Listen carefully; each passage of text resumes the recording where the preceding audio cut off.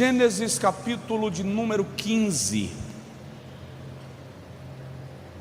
versículos de números 17 e 18.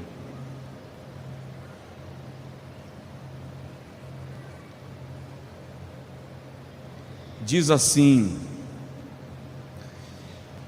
E sucedeu que, posto o sol, houve escuridão, e eis um forno de fumaça e uma tocha de fogo que passou por aquelas metades. Naquele mesmo dia o Senhor fez uma aliança com Abrão, dizendo: A tua descendência tenho dado esta terra, desde o rio do Egito até ao grande rio Eufrates. Folheie, por favor, vire uma página, vá para o capítulo 17. Melhora um pouquinho mais meu retorno, irmão Sérgio, eu estou ouvindo muito à frente. Capítulo 17, versículo 9.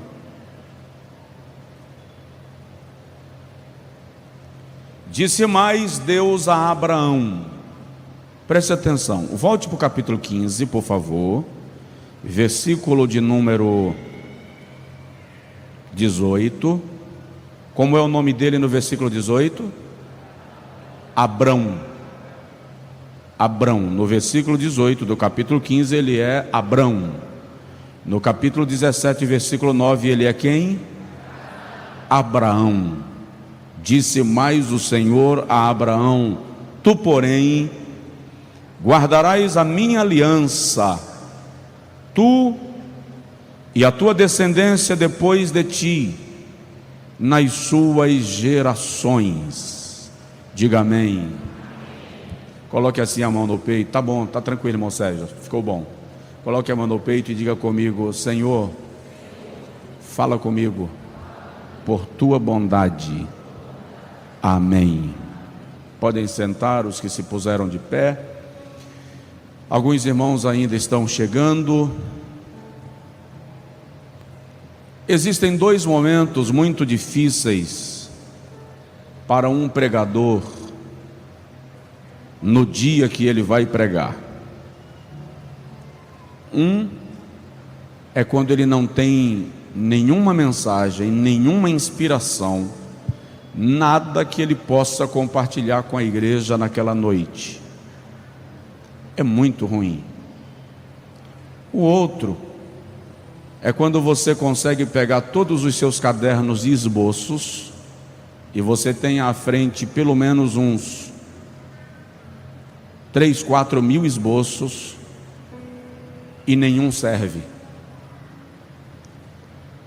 Uns 3 ou 4 mil que eu ainda não preguei e nenhum serve. Você olha, folheia, estuda um, estuda o outro. Eu estudei uns 4 ou 5 hoje à tarde, e quando eu terminei de estudar eu estava convicto de um, e parei um pouco para refletir, descansar um pouco, e quando me atentei para o horário do culto, eu tinha absoluta convicção que não era aquele. Mas aí já são 5 horas da tarde e não dá mais tempo de fazer muita coisa. E eu disse assim: Senhor, é o seguinte, eu não escalei ninguém para pregar hoje, eu me escalei. Eu preciso de uma palavra e não sei o que é. Eu vou me arrumar para o culto, e daqui até a hora do culto o Senhor me traz alguma coisa ao coração aí, porque se o Senhor não me der nada, não tem nada para passar também, o Senhor sabe disso. E enquanto eu me arrumava, o Senhor me trouxe esta palavra. Eu vou pregar algo muito simples nesta noite, mas vai ser um simples bem diferente de tudo que eu já preguei aqui, bem confrontador até. Vai ser uma palavra pastoral. Hoje eu não vou pregar como um pregador que está esperando um grande movimento pentecostal. Eu gosto dele, tá? Eu gosto dele. mas a proposta do Espírito Santo nesta noite, para nós, é de conscientização. Quem eu sou na igreja? Eu sou igreja? Ou sou apenas um frequentador dela? Eu sou crente de fato? Ou me tornei apenas um admirador do Evangelho? Eu me comprometi com Jesus, ou eu apenas acho bonito toda a mensagem que fala acerca de Jesus? Eu sou comprometido com a igreja onde eu congrego, e aí dá licença que eu vou trazer para cá. Eu sou comprometido com esta igreja?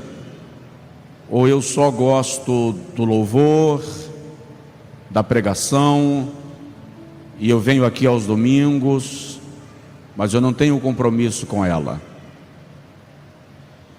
Eu sou noiva do Cordeiro, ou sou apenas um convidado para uma festa de casamento? Porque há diferença entre ser noiva e ser convidado. Quem eu sou? Abrão começa a sua trajetória quando ainda vivia na região do seu pai, lá na região da Mesopotâmia, precisamente na cidade de Harã. Gênesis 11. O Senhor chama Abrão no capítulo 12 e diz para ele: sai-te da tua terra, da casa do teu pai, do meio da tua parentela, para a terra que eu haverei de te mostrar. Abrão habitava numa região muito idólatra, na margem ocidental do grande rio Eufrates. E o Senhor queria que Abrão passasse a ter uma trajetória pessoal, um relacionamento pessoal, uma experiência pessoal com Deus, o Deus que haveria de revelar-se a ele ao longo desta trajetória que ele começa a empreender numa caminhada, eu não diria sem destino. Há um destino, mas não há um guia, não há um mapa, não há um planejamento para quantos quilômetros você vai caminhar amanhã, não há um plano de quantos dias, meses ou anos você vai ficar em cada lugar, não há nem a revelação de que você vai chegar no lugar que eu estou te propondo, porque a garantia é que a tua descendência vai chegar. Essa é a chamada de Deus para Abrão. E Gênesis capítulo 12, versículo 5 mostra para nós que ele atenta para a chamada de Deus e sai, e ele vai. No capítulo de número 15 do Gênesis, nós vamos encontrar Abrão, cujo nome significa pai solitário. Pai solitário. Abrão está questionando de Deus o fato de ele ser um homem sem filhos, sem herdeiros. E o Senhor então promete a ele que ele vai ter um filho através de Sarai, que significa mulher estéril. O nome dela não é Sara, o nome dela é Sarai, mulher estéril. E o Senhor garante a Abrão que ela vai ter um filho. A promessa de Deus acerca de um filho para Abrão é uma promessa tão extraordinária que Sarai riu. Não há como acreditar que uma mulher que não gerou filhos na juventude gerará na velhice, sendo estéril. Mas Abrão creu, e o Senhor confirma a promessa a Abrão e lhe dá um filho, Isaque. O capítulo 15 que ora lemos é um momento que o Senhor pede a Abrão um sacrifício. E Abrão, diz o texto, leva para o Senhor, versículo 9, uma bezerra de 3 anos, uma cabra de 3 anos, um carneiro de 3 anos, uma rolinha e um pombinho, e coloca sobre o altar Aos animais grandes ele parte ao meio e coloca uma banda para um lado, outra banda para o outro lado. Os dois animais menores ele não parte ao meio, coloca um de frente para o outro. E a Bíblia diz que Abraão orou a manhã inteira e Deus não respondeu. Ele orou quanto tempo? A manhã inteira e Deus não respondeu. Não se angustie se você oferecer o melhor sacrifício e orar a manhã inteira e Deus não te trouxer resposta. E o texto sagrado diz, nos versículos anteriores, que Abraão à tarde não conseguiu orar mais.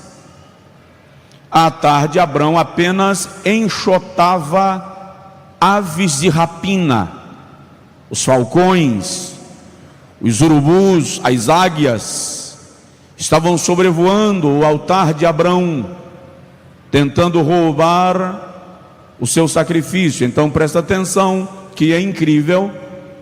Pela manhã Deus não te responde, à tarde o diabo te ataca. É muito para o coração de um homem que está firmado numa promessa, cujas circunstâncias humanas naturais não lhe dão qualquer garantia da possibilidade de que ela vai se cumprir. E Abraão passa a tarde enxotando aves de rapina, e a Bíblia diz que ao entardecer ele caiu em profundo sono. O texto vai revelar que a razão pela qual Abraão dorme ali é angústia, depressão. É muito claro o texto: caiu sobre ele densas nuvens e trevas imensas. Caiu sobre ele densas nuvens e trevas imensas. E Abraão dorme por conta disso. E quando Abraão dorme, diz o texto que ele acorda já com o dia escurecido, e a fumaça sobe aos céus, porque enquanto ele dormia, o Senhor descera, queimou o seu sacrifício e fez a fumaça chegar até a sua presença. Se não for pedir muito, diz aí para o seu vizinho: Deus trabalha enquanto você dorme. Deus trabalha enquanto você dorme. Salmo 121: eis que não dormirá, nem tosquenejará aquele que guarda a Israel. Então o Senhor diz a Abraão: eu vou fazer contigo uma aliança, e a minha aliança, o meu compromisso é contigo e com a tua descendência depois de ti. E segundo a minha aliança, eu darei a ti e a tua descendência esta terra toda.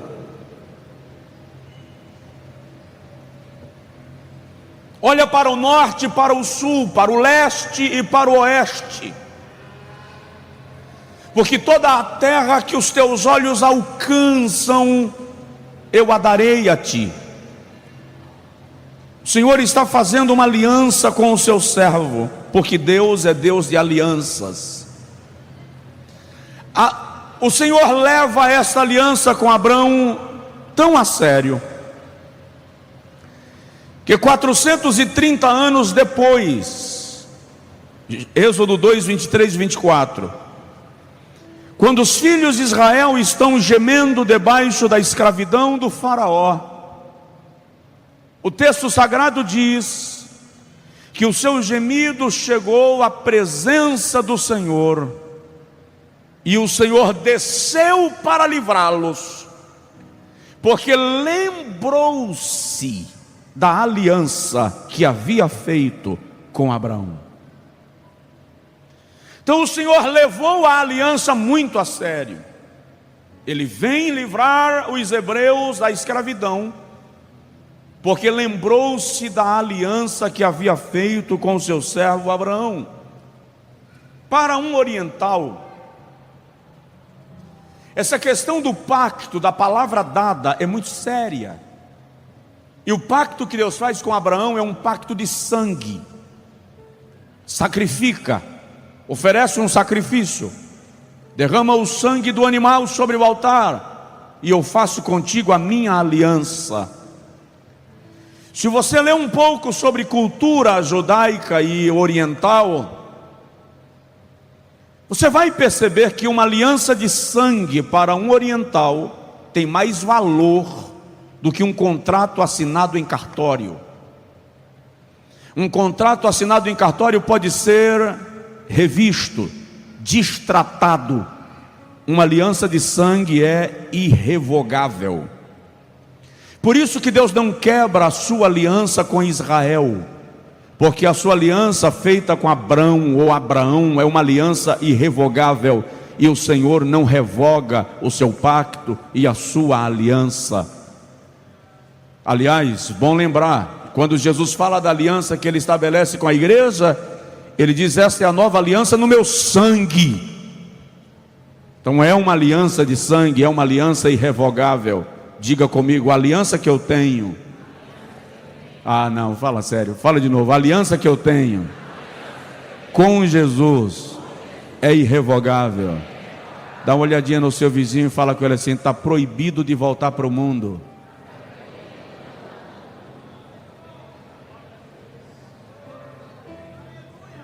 Está proibido de voltar para o mundo. Agora vamos lá.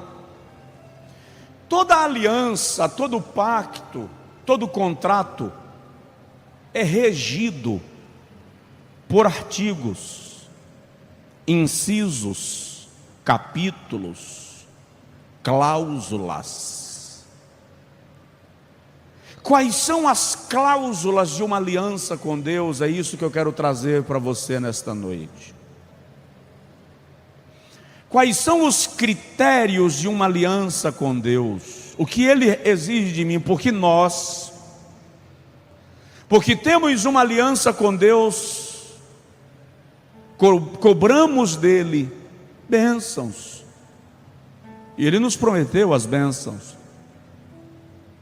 Mas o que Deus quer de nós nesta aliança? Qual é o meu compromisso com Deus nesta aliança? Vou falar bem devagar, a pregação vai ser assim. Primeiro, renúncia. Não há pacto com Deus sem a disposição de renunciar. E renunciar não é abrir mão daquilo que você não quer porque não tem mais interesse. Renunciar é abrir mão daquilo que você quer muito, mas o Senhor está pedindo a você que coloque na sua mão, ou que abra mão. Gênesis capítulo 12, eu já citei e vou repetir. O Senhor diz a Abrão: sai-te da tua terra, da casa do teu pai, do meio da tua parentela, sai, renúncia. E Abrão sai. No capítulo de número 13 de Gênesis, quando há um impasse entre os pastores de Abrão e os pastores de Ló, Abrão é o patriarca, Abrão é o detentor da aliança, Abrão é o tio, Abrão é o mais velho. Ele poderia chegar para Ló e dizer: eu vou ficar em tal lugar e você se arranja. Mas Abrão diz assim: escolhe para onde você quer ir, não é bom que briguemos. Se tu escolheres ir para a direita, eu irei para a esquerda, e se tu escolheres ir para a esquerda, eu irei para a direita. Isso aqui não é só um gesto de confiança na promessa, é a capacidade de renunciar o direito. Lucas capítulo 9, versículo 23, o Senhor Jesus diz assim: se alguém quiser, eu acho esse versículo, desculpa o termo que eu vou usar, deixa eu me explicar para os irmãos que estão conosco na internet. Quem está no sul, sudeste do Brasil, não compreendem essa linguagem nordestina. Então deixa eu explicar aqui para não parecer um desacato. Eu acho esse versículo o versículo mais desaforado de Jesus. Que é desaforado? Estou nem aí, se você quiser. Se quiser. Não estou chamando, não estou mandando, não estou obrigando. É se quiser. Esse versículo é muito forte. O interessante é que, à luz do texto original, o conceito do se quiser é se estiver decidido, se tiver tanta certeza que não vai querer voltar atrás no meio da viagem. Alguém que já fez o cálculo, já planejou e está certo da decisão que está tomando. Se quiser vir após mim, negue-se. Se renuncie. Abra mão de si mesmo. Diga não para si. Isso envolve sonhos, desejos, vontades, caprichos. Negue-se a si mesmo, tome cada dia a sua cruz, e então siga-me. Não há aliança com Deus sem disposição de renunciar. Jesus está no Getsemane orando, e ele diz assim: Pai, se possível, passa de mim esse cálice sem que eu beba. Todavia, faça-se a tua vontade e não a minha. Isso é renúncia. Renúncia da própria vontade. Renúncia do próprio sonho. Renúncia do próprio querer. Romanos 12:2, Paulo diz assim: E não vos conformeis com esse mundo, mas transformai-vos pela renovação do vosso entendimento, para que experimenteis qual seja a boa, agradável e perfeita vontade de Deus. Quem experimenta a boa, agradável e perfeita vontade de Deus, já abriu mão da sua vontade.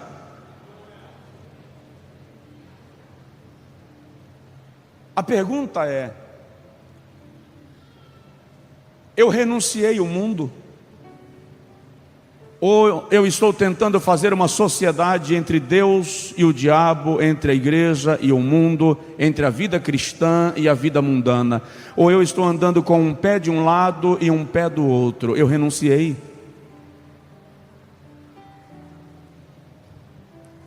Domingo e terça eu estou na igreja, sexta e sábado nos barzinhos, nas boates,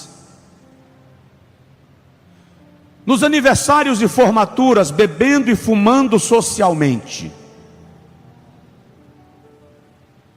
Uma cheirada de cocaína aqui, uma mastigada de pedra de crack ali, meia taça de uísque lá, 1 litro de vinho acolá. Eu renunciei? Ou eu estou vivendo uma sociedade?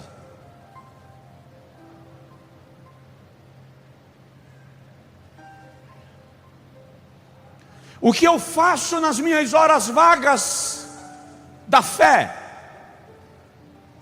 Dá para tirar horas vagas da fé? Porque alguns de nós praticam a fé na igreja e na hora da dificuldade, quando tudo vai bem, a gente tira férias da fé e diz para Jesus: fica aí no banco do carro enquanto, se eu precisar, eu te chamo. Renúncia.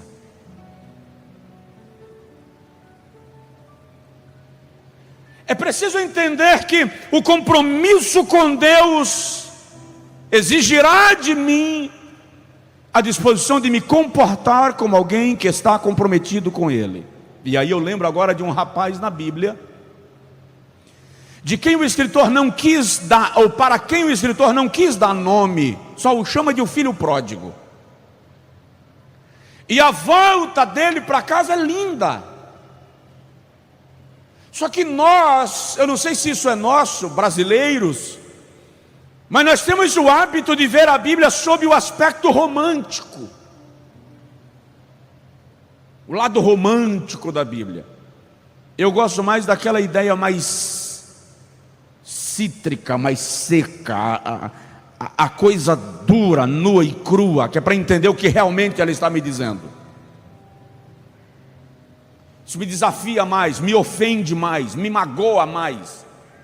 E o evangelho não é para me fazer carinho, o evangelho é para me magoar, porque eu sou vaidoso, pecador, besta, idiota, penso que não preciso de Deus. Então o evangelho tem que tirar esse cascão, essa coisa da minha natureza humana, pecaminosa e decaída. Romantizar o evangelho é tentar embelezar a coisa, mas o evangelho não é uma trajetória de flores, é uma trajetória de espinhos.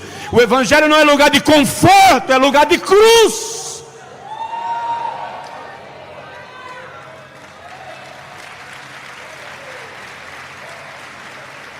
Então, quando eu olho o lado romântico, eu vejo a beleza da volta daquele rapaz. Mas quando eu olho a coisa de uma maneira mais seca, eu vejo quando ele diz ao pai: eu não quero ser recebido como filho. Parece humildade. Me recebe como jornaleiro. O que ele está dizendo ao pai é: eu não voltei por causa da família, eu voltei por causa da comida. Eu voltei por causa da cama. Eu voltei por causa da segurança. Então faz o seguinte: eu não quero compromisso com a casa. Eu quero apenas ter onde dormir e o que comer, mesmo que não seja dentro de casa, pode ser lá no local dos jornaleiros. Eu não preciso me comprometer com a família, eu só quero me comprometer com a mesa. É o evangelho de gente que quer a bênção, mas não quer Deus, quer o bônus, mas não quer o ônus, quer o privilégio, mas não quer o sacrifício. É o evangelho de quem quer estar na casa, mas não quer vestir a camisa. E o pai disse assim: como jornaleiro nada, calça sandália, você é filho e vai se responsabilizar com os termos da casa.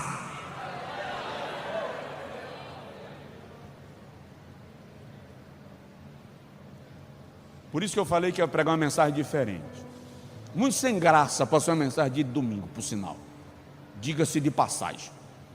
Sou muito honesto. Qual é o seu compromisso com esta casa? Está pensando que igreja é restaurante que você vem, come, paga a conta e vai embora e não tem compromisso com a lavagem dos pratos depois do expediente?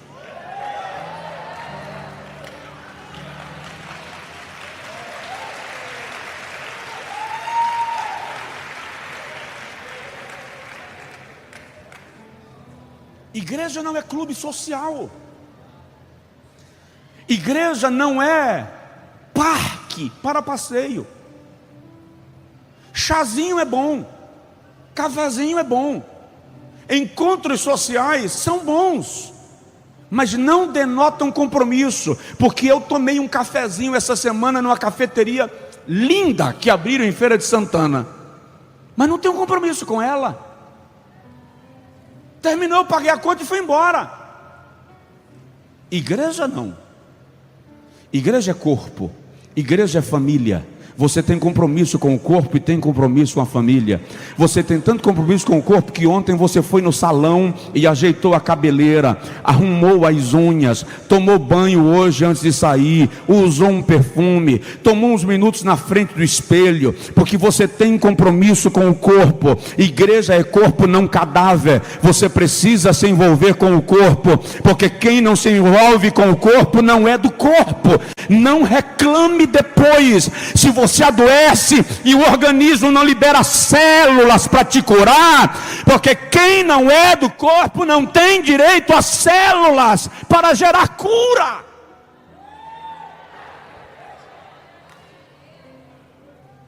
Privilégios impõem responsabilidades.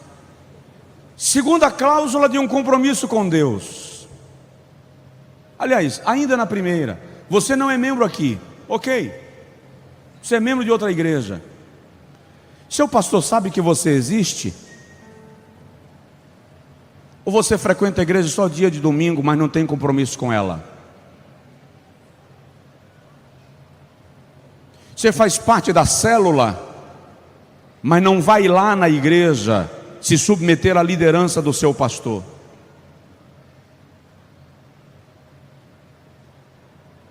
Porque a minha geração não quer se submeter à autoridade espiritual e à liderança, à voz de comando.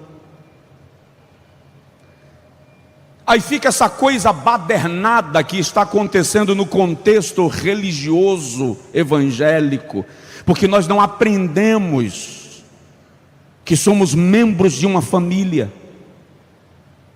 Procure seu pastor essa semana.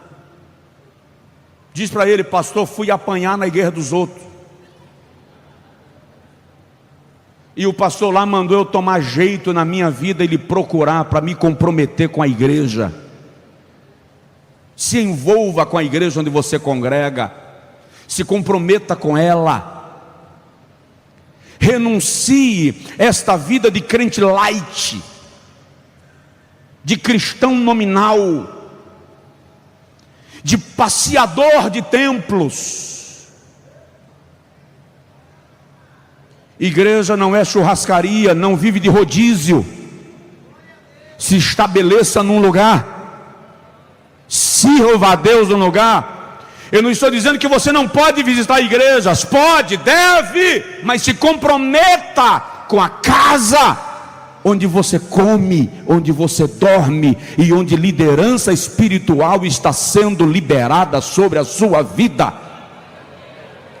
Porque acredite, tem alguém que é pastor não porque tem uma credencial, não porque usa terno e gravata, mas porque recebeu de Deus responsabilidade pela tua vida, que acorda de madrugada por tua causa e ora por você, que vai responder diante de Deus por você.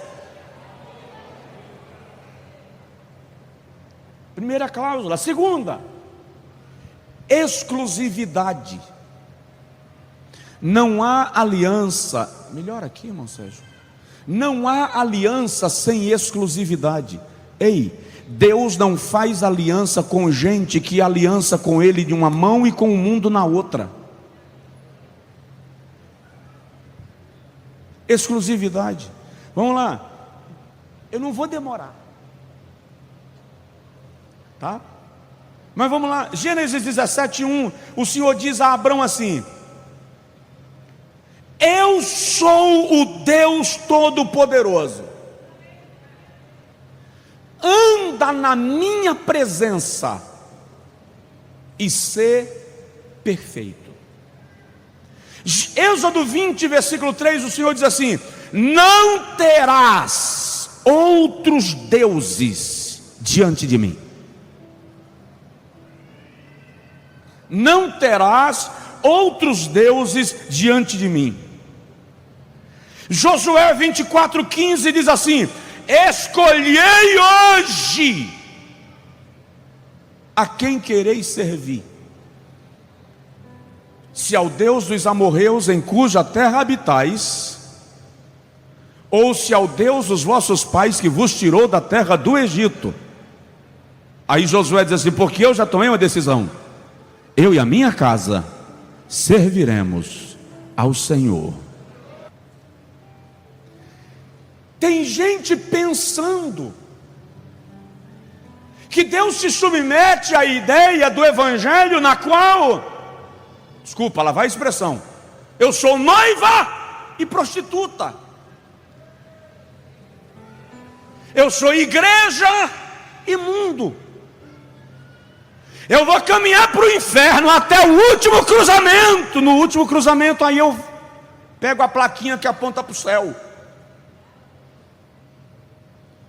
O Senhor quer de nós exclusividade.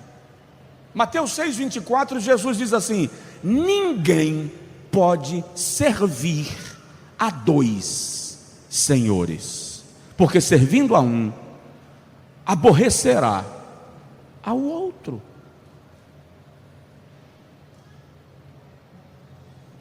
É preciso compreender, dentro desse princípio, que não dá para viver esse evangelho de produto tão propagado no nosso tempo. Eu não sei de onde exportaram essa coisa, mas o conceito de evangelho de produto está tão latente no no nosso tempo, que já é objeto de estudo da sociologia moderna. Vamos traduzir isso? A igreja virou uma loja, o púlpito virou um balcão, o pastor um vendedor, Deus um fornecedor de mercadorias de primeira qualidade. Então a igreja virou uma loja de marca. Então quando eu quero um milagre, uma bênção, uma provisão, uma porta de emprego, um casamento, uma restauração, eu vou para a igreja, para o culto tal. Eu não estou indo cultuar, eu estou indo buscar um produto que está sendo oferecido na marca daquele culto. Então não é pelo Senhor, é pelo que eu preciso, e quando eu recebo, vai Jesus. Lembra dos Teletubbies? É hora de dar tchau.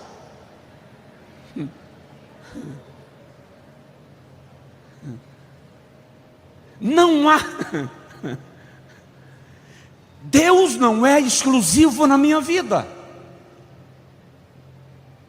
Ele precisa disputar com algumas coisas.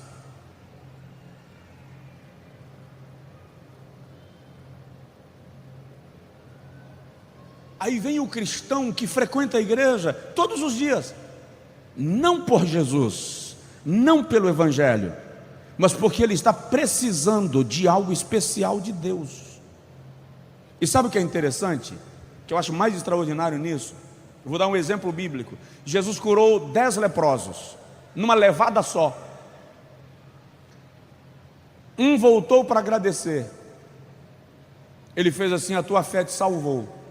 É muito incrível observar que quem procura Deus só pelo milagre, recebe o milagre. Deus não nega. O seu amor é muito pleno, é muito perfeito.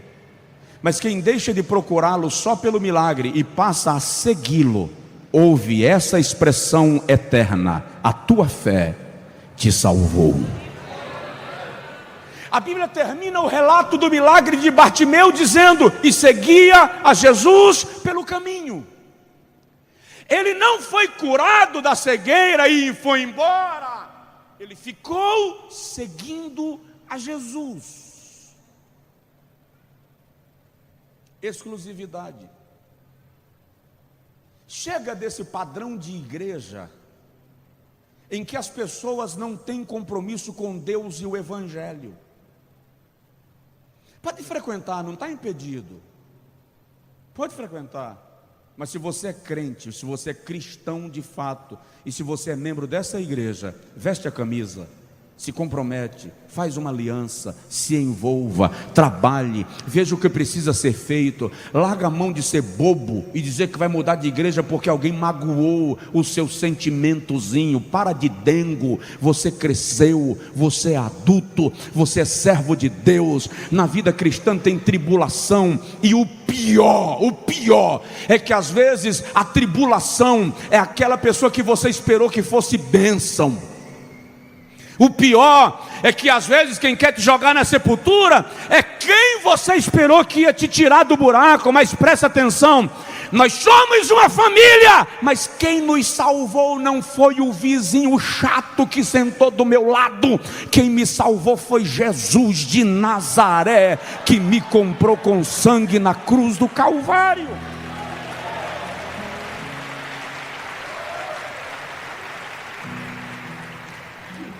Nós temos que entender isso, ou vamos ficar brincando de mudar de igreja a cada estação.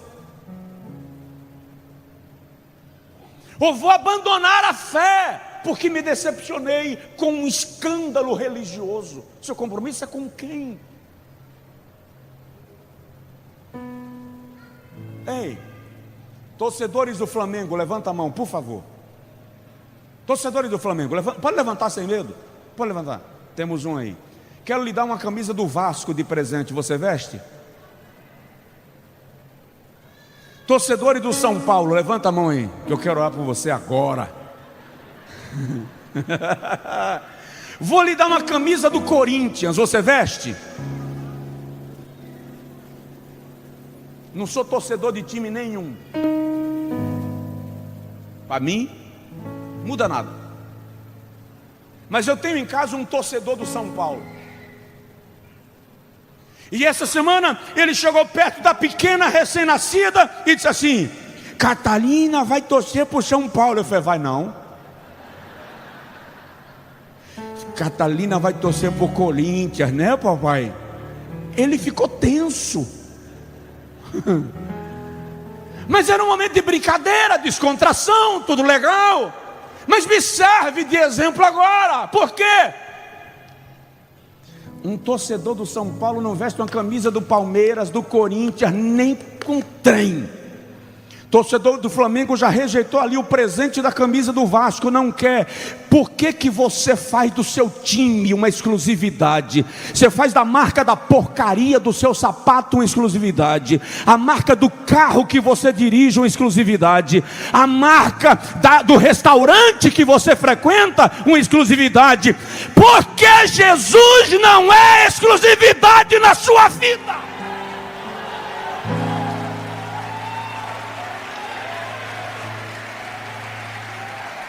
Por quê? Como é que eu vou entender isso?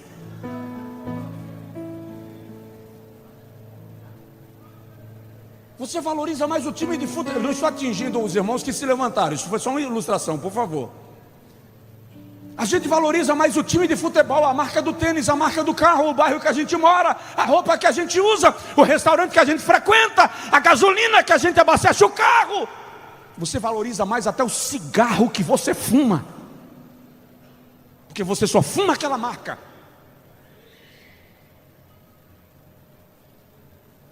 Mas Jesus não pode ser exclusivo na sua vida?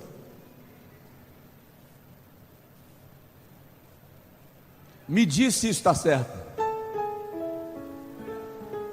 Quem concorda que isso está certo, levanta a mão. Então a gente tem que corrigir.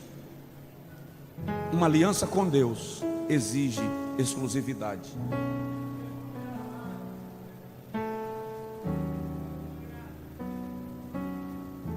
Por que você não pode ser leal à igreja onde você congrega? Se você consegue ser leal até o posto de gasolina onde você abastece o carro.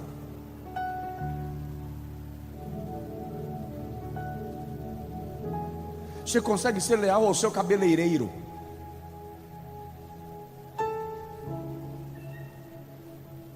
Cheguei num lugar um dia desses aí atrás para pregar. Alguém falou comigo: o cabelo está grande, vou lhe levar lá no meu cabeleireiro para você arrumar. Eu disse: não, Nanina, não. Tem cabeleireiro lá em Feira de Santana. Botar minha cabeça na mão por aí, sem saber quem é que vai passar a tesoura nele, não. Que se esse troço der errado aí, só o sangue da aliança eterna.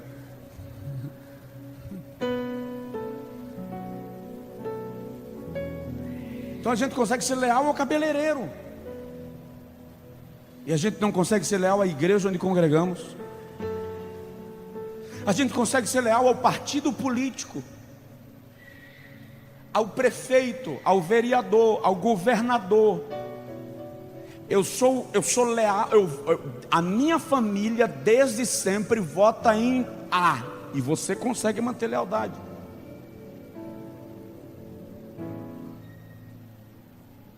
A questão não é essa. A questão é: por que eu não consigo ser leal à igreja onde eu congrego, ao pastor que cuida da minha alma diante de Deus, e sobretudo a Deus que conquistou a minha alma com sacrifício de cruz?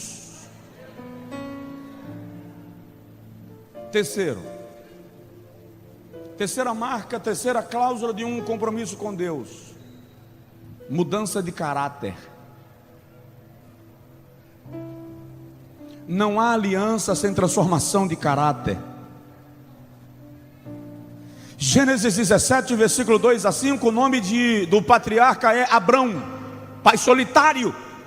De repente o Senhor diz para ele no versículo 5: não te chamarás mais Abrão, Abraão será o teu nome. Não serás mais pai solitário, agora tu serás pai de nações.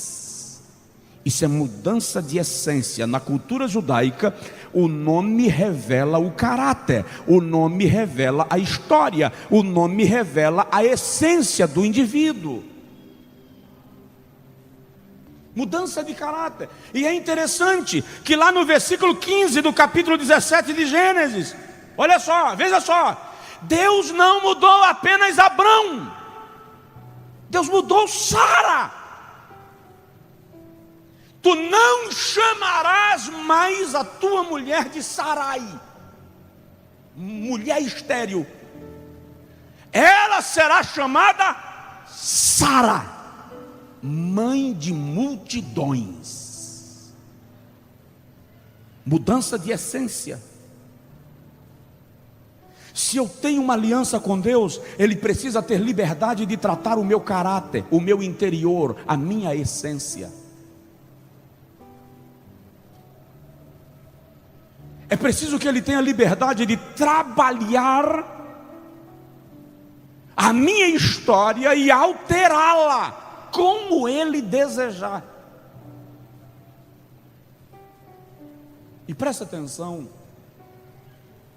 Deus, Jeová, nunca vai te pedir permissão para mudar algo na tua vida. Se você se entregou a Ele, você se entregou sem reserva. Então não tem para que Ele pedir permissão para mudar algo na sua vida. Você se entregou sem reserva.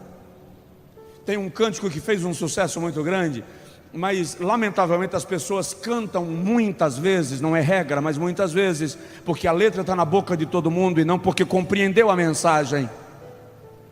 E diz assim: entra na minha casa, entra na minha vida, mexe com... ei, olha para mim. O compositor dessa música disse o seguinte: quando eu pedi para Deus mexer na minha estrutura, eu não sabia o que isso significava e não sabia o que Ele iria fazer, até o dia que a minha filha foi diagnosticada com leucemia.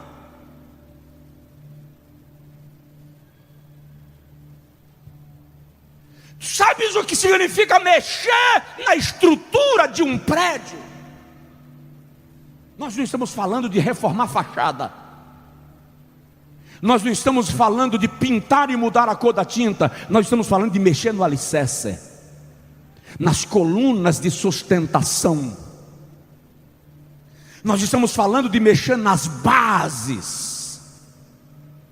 Lembra quando o Senhor chega para Moisés e diz assim: tira as sandálias, no Monte Sinai, pedregoso, temperatura de 60, 70 graus, fica descalço. Ei, pedras numa temperatura de 60 graus, queima e corta insuportavelmente. O que Deus está dizendo a Moisés é: agora você vai caminhar descalço, sem os seus mecanismos de defesa, vai andar do meu jeito, Moisés. Para andar comigo não é do seu jeito, não é como você está acostumado. Para andar comigo o jeito é meu, o destino é meu, sou eu quem decido o que você faz, o ritmo que você faz, para onde você vai, a velocidade que você vai, quando você chega, quando você para e quando você anda. Por que o anjo não deu um peteleco em Jacó? Todo mundo aqui sabe o que é peteleco? Jacó está brigando com o anjo, e o anjo, em vez de dar um... tocou onde? Porque isso aqui mexe com a estrutura. Ninguém fica em pé com isso aqui desencaixado. Quando o Senhor mexe com o nosso caráter, Ele tira de nós a independência. Você não faz mais o que quer, você não responde a hora que quer, não responde no momento que quer. e nem responde o que gostaria. Porque tem hora que dá vontade de...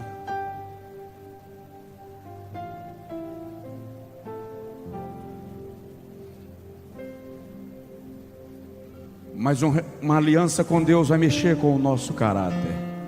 Alguma coisa tem que estar mudando na sua vida, na minha vida, todo dia, porque nós temos uma aliança com Deus. Só quem tem diz amém e aleluia. Já vou terminar, penúltimo lugar. Uma aliança com Deus exige de nós confiança.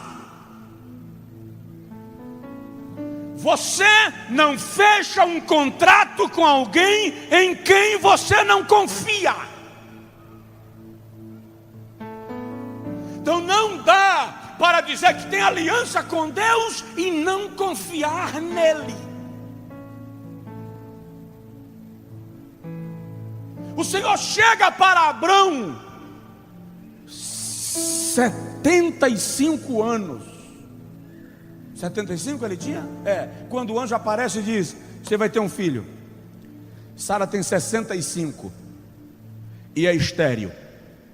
Não, mas até aí está lindo. 70. Só que o tempo foi passando. E toda promessa é linda se ela se cumpre no outro dia. Abraão esperou 15 anos até a promessa se cumprir.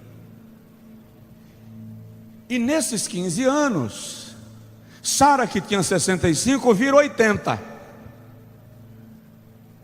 Abraão, que tinha 75, virou 90.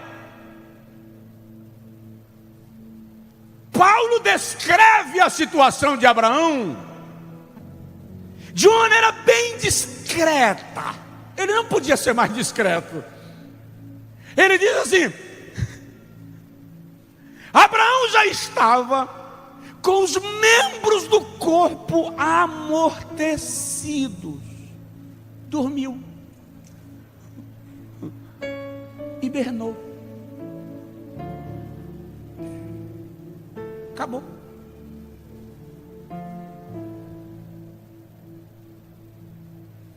Vocês estão rindo de quê? Não entendi.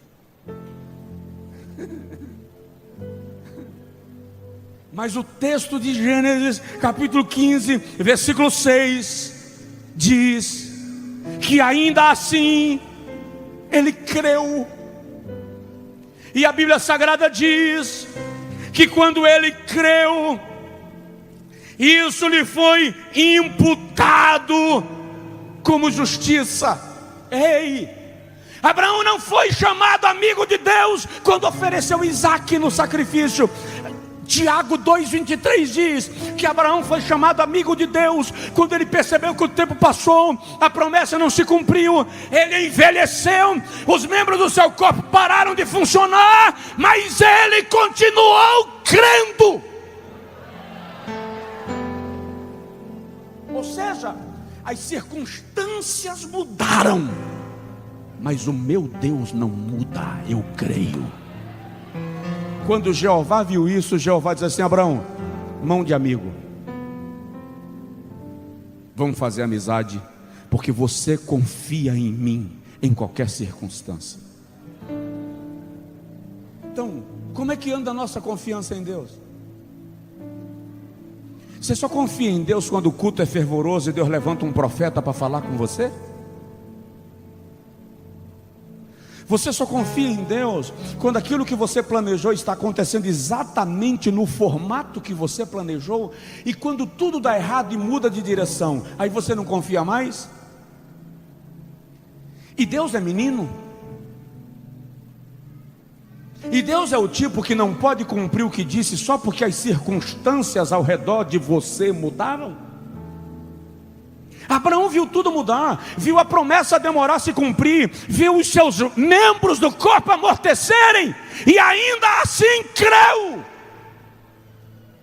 Jeová olhou para aquilo e disse: eu preciso lhe dar mais. Eu vou lhe dar mais do que um filho.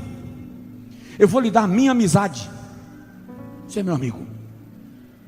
E a partir daí, chega um nível de amizade tão grande, que quando ele vai destruir Sodoma e Gomorra, ele diz assim, Gênesis 19: posso eu porventura fazer alguma coisa sem antes me comunicar com o meu amigo?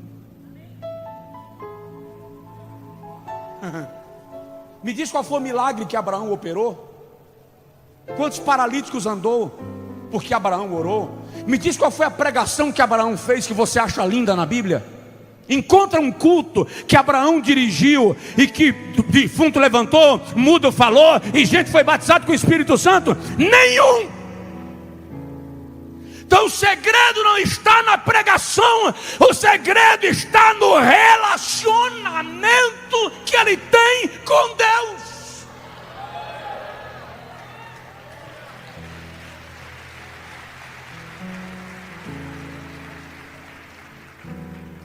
Agora nós não, nós Deus tem que ficar falando todo dia, levantar profeta.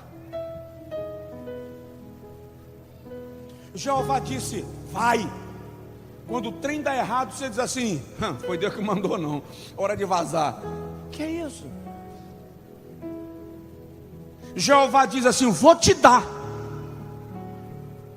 Mas quando tudo desencontra, Deus não vai dar não, mudou tudo. Essa semana eu disse para uma pessoa que estava bem aflita acerca de uma promessa de Deus. Eu disse assim, para de ouvir as pessoas, se concentra no que Deus te disse. Se concentra no que Deus te disse. Salmo 119, o salmista diz assim, lá no versículo 65, 75, ele diz assim, lembra-te da promessa dada ao teu servo, na qual me fizeste esperar. Ela tem sido o meu alento todo dia. Jeová é o seguinte, deu tudo errado.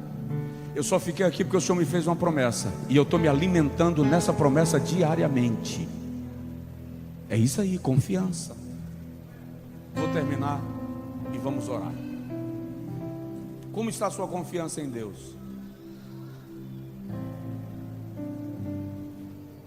Fiz uma pergunta, como está a sua confiança em Deus? Você confia nele? Independente das circunstâncias? E esse problemão que você está passando aí está te colocando em depressão, por quê?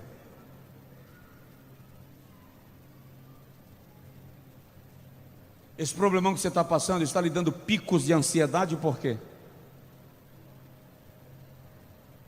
Pastor, porque eu sou humano. Eu também. E Deus sabe disso. Mas a confiança me estabiliza. Quando a gente confia em Deus, essa confiança vai gerar estabilidade. A angústia vai vir? Vai. Quando ela vier, você vai dizer assim, Jeová, estou sendo perturbado pela ansiedade, não estou aguentando. Eu confio no que o Senhor me disse. Então sobre aquilo que o Senhor me disse, me dá paz, me faz descansar. Pedro trabalhou de meia-noite até 6 da manhã. 6 da manhã não tinha pego nem piaba. Apareceu um pregador novo na região da Galileia, sem pedir permissão, entrou no barco de Pedro e começou a pregar, porque Pedro não conhecia Jesus. Pregador novo chegou, subiu no barco de Pedro e começou a pregar. Pedro estava lavando a rede, olhou assim e disse, quem é esse? Eu estou lavando a rede. O cara chega, sobe, toma meu barco. Pregou até meio-dia. Irmão, Jesus pregava muito, irmão, pregou de manhã até meio-dia. Quando Jesus terminou de pregar, ele olhou para Pedro e disse assim, Lucas 5, agora lança a rede na banda direita do mar. Pedro disse assim, trabalhamos a noite inteira e não pegamos nada. Não se pega durante o dia. Se não pegou à noite, não vai pegar durante o dia. Mas segundo a tua palavra, eu vou lançar a rede. E lançou a bendita rede. E quando Pedro puxou a rede, o barquinho balançou. Pedro puxou de novo, chamou João, Tiago, e o barquinho sacudiu. Pedro chamou os barcos que estavam à vista. Sabe o que eu não sabia? Pedro pegou, diz a Bíblia, 153 grandes peixes. Presta atenção. Só que na minha concepção, ou dentro do pouco que eu entendo, 153 grandes peixes, 153 peixes não são suficientes para balançar um barco, 2 barcos, 3 barcos. Tem alguma coisa aí que não está batendo. O guia me disse em Israel o seguinte: pastor, no Mar da Galileia existem 153 espécies de peixes. O que o texto bíblico está dizendo é que Pedro pegou de todas as espécies peixes adultos. A pescaria não foi só extraordinária. O Senhor deu a Pedro tudo que tinha no Mar da Galileia. De tudo o Senhor deu um pouco. Tem 153 espécies. Vou te dar de todas elas, que é para você saber que a minha palavra não cai por terra. O que eu disse prevalece. Quando Pedro tirou, que ele deu uma olhadinha na rede e viu peixe para não acabar mais, ele caiu de joelhos e disse: Senhor, afasta-te de mim, porque eu sou pecador.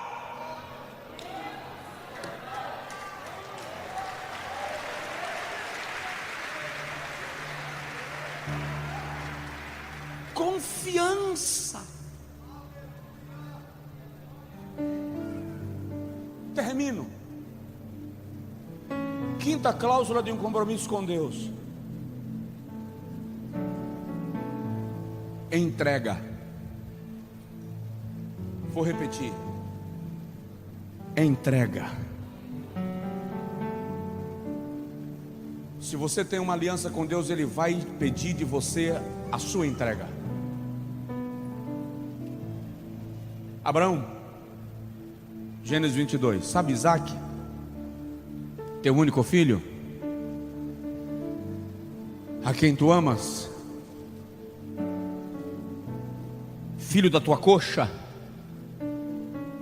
Vai numa das colinas de Moriá, que eu quero que você ofereça esse menino em holocausto.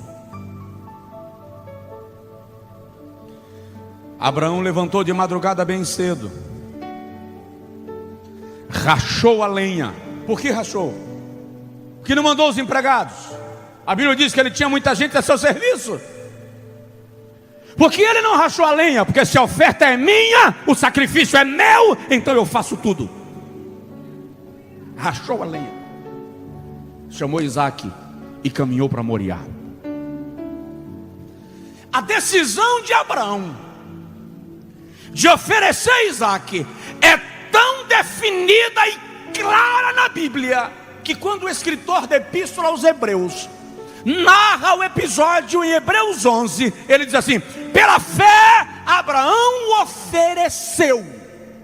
Ele não diz ia oferecer, ofereceu. No coração de Deus, Isaac foi entregue. No relato judaico do texto, quando o anjo desce e brada: não faças mal ao menino, o texto hebraico diz que o Senhor segurou no braço de Abraão, e Abraão ainda forçava querendo fazer, porque Deus mandou. Uma entrega decidida. Por que será que nós... E o interessante, a razão desse esforço de Abraão é que Deus me mandou entregar. Como é que um anjo vem e diz uma ordem diferente? Meu compromisso é com Deus e não com o anjo.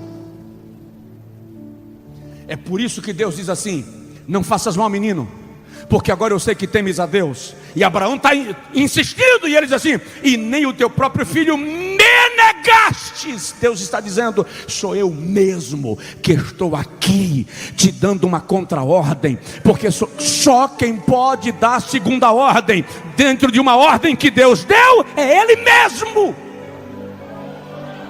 Ele foi entregar. Êxodo 13:2, o Senhor diz assim: os primogênitos são meus. Salmo 37:4 diz assim: entrega o teu caminho ao Senhor. Entrega. Sabe, tem um texto na Bíblia que diz assim: lançando sobre ele. Ei, quem lança, dá licença, vem cá, por favor. Quem lança não entrega assim, não está. Porque a maioria das vezes a gente coloca as nossas causas na mão de Deus e fica puxando. De vez em quando a gente quer a garantia de que Deus está segurando mesmo. E de vez em quando a gente diz: não, senhor, solta só um pouquinho aí que eu estou precisando aqui, depois eu te entrego. Quando Pedro diz lançando, ele está dizendo isso aqui, ó.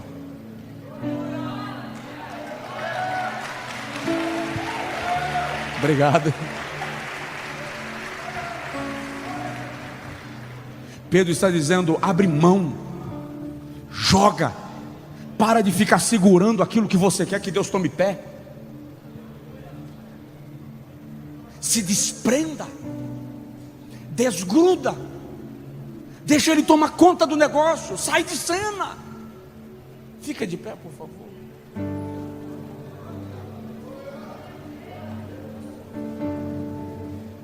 Esta noite nós temos uma aliança com Deus,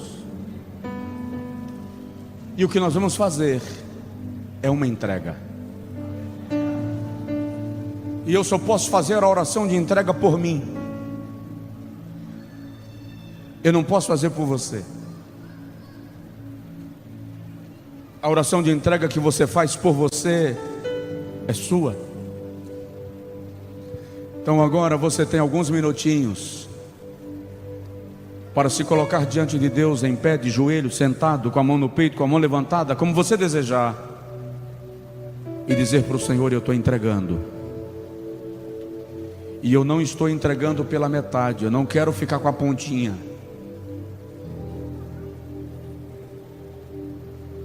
Eu estou colocando no teu altar, porque eu tenho uma aliança contigo.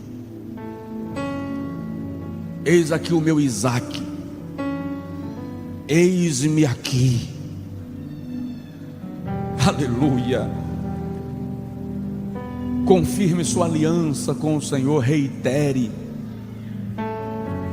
Vamos viver de acordo com esta aliança. Viva esta aliança. Faça a sua oração de entrega. Eu vou sair do microfone, essa oração é sua.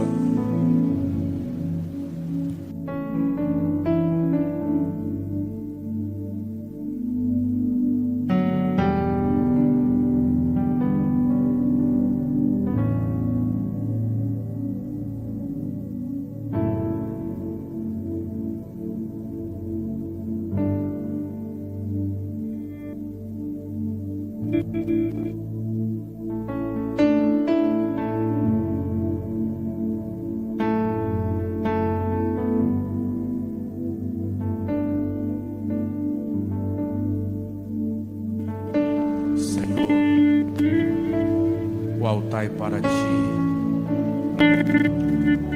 O lugar santo é o teu lugar. O lugar santo é o meu lugar. O lugar santo dos santos é o teu lugar. Oh Deus,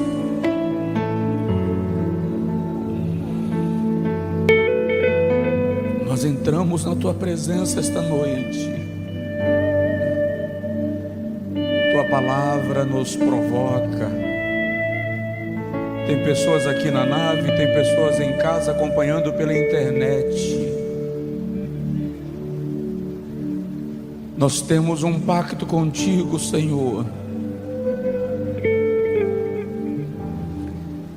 E muito mais poderoso do que isto, tu tens uma aliança conosco.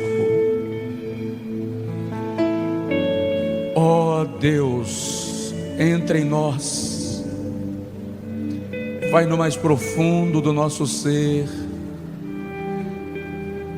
faz uma limpeza, rearruma, ajusta. Chega de brincar de fé, brincar de igreja, brincar de culto. Trabalha em nós,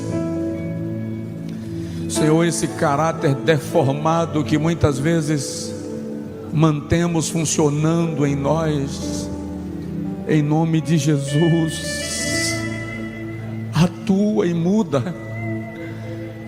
Tira de nós tudo, qualquer coisa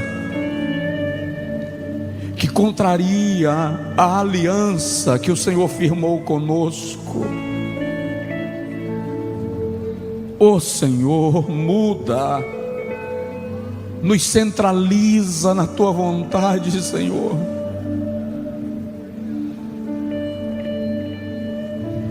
Nos centraliza na Tua vontade. É nosso, é da nossa natureza querer viver por conta própria, essa falsa independência, essa falsa convicção.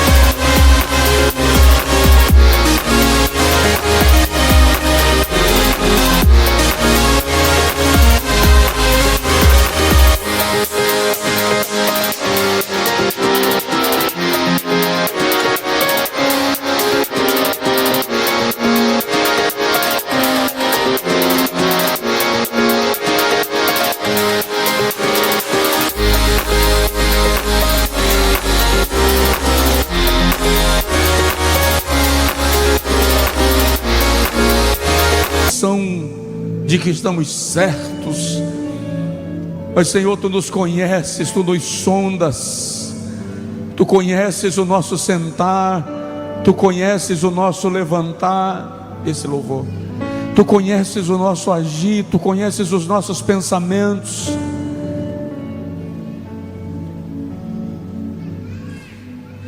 Age em nós, na primeira nave, na segunda nave, Senhor, na vida de cada pessoa, nos lugares onde eu não posso ir, nos lugares onde nem o som chegou com perfeição. Senhor, o máximo que eu alcanço é o intelecto, mas o Teu Espírito alcança a alma, o espírito dos Teus servos e das Tuas servas.